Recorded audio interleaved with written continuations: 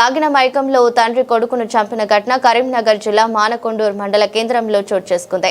పురం రాజయ్యతో గొడవ పడిన కొడుకు పురం శ్రీనివాస్ తెల్లవారుజామున కొడుకు తలపై బండరాయితో మోదీ హత్య చేశారు. అనంతరం పురం కనకయ్య మానకొండూరు పోలీసుల ఎదుట లొంగిపోయినట్టు ఏసీపీ విజయ్ కుమార్ తెలిపారు. కాగా పురం రాజయ్యకు 4 కుమారులు, 1 కుమార్తె, 3 కొడుకులకు, కూతురుకు వివాహాలు జరగగా శ్రీనివాస్ తండ్రితో పాటు ఉన్నారు. సుమారు 7:30 గంటలకు పురం కనకయ్య మరొక వ్యక్తితోని మానకొండూరు పోలీస్ స్టేషన్ రావడం జరిగింది.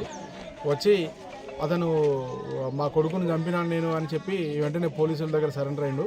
కానీ ఇంతనే అనుమానం వచ్చి మళ్ళీ అతనితో వచ్చిన వ్యక్తిని తీసుకొని వచ్చి ఇంటి దగ్గర వెరిఫై చేయగానే పురం కనకయ్య చెప్పిన విధంగానే వాళ్ళ యొక్క కొడుకు రక్త మడుగులో తలకు మీద బలమైన గాయంతో చనిపోయి ఉన్నాడు.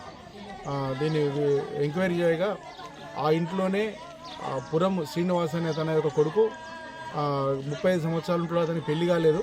తండ్రి కొడుకులు ఇద్దరు ఒకటే రూమ్లో ఉంటారు. మరొక కొడుకును కోడలు పక్క రూమ్లో ఉంటారు. అయితే రాత్రి వాళ్ళు మధ్యలో త్రాగి వచ్చి గొడవ పడ్డారు. ఇదే విధంగా కొడుకు ప్రతిరోజు తండ్రిని ఇబ్బంది పెడుతుంటే తండ్రికి ఈ కొడుకుతో చాలా ఇబ్బందులు ఉన్నాయని చూసి గొడవ అయిన తర్వాత అతను నిద్రపోయిన తర్వాత వాళ్ళ ఇంటి పక్కనే ఉన్న ఒక కటరాయి బండరాయితోని తల మీద బలంగా బాదినట్టు తెలిసింది. దీని మీద ఎంక్వైరీ చేస్తున్నాము. ఇంతకుముందే వాళ్ళ కొడుకు దరఖాస్తు ఇవ్వడం జరిగింది. ఆ దరఖాస్తు మీద ఇన్వెస్టిగేషన్ చేస్తున్నాము. సరైన విషయాలు ఇంకా తర్వాత తెలుస్తాయి ఇన్వెస్టిగేషన్లో. Thank you sir.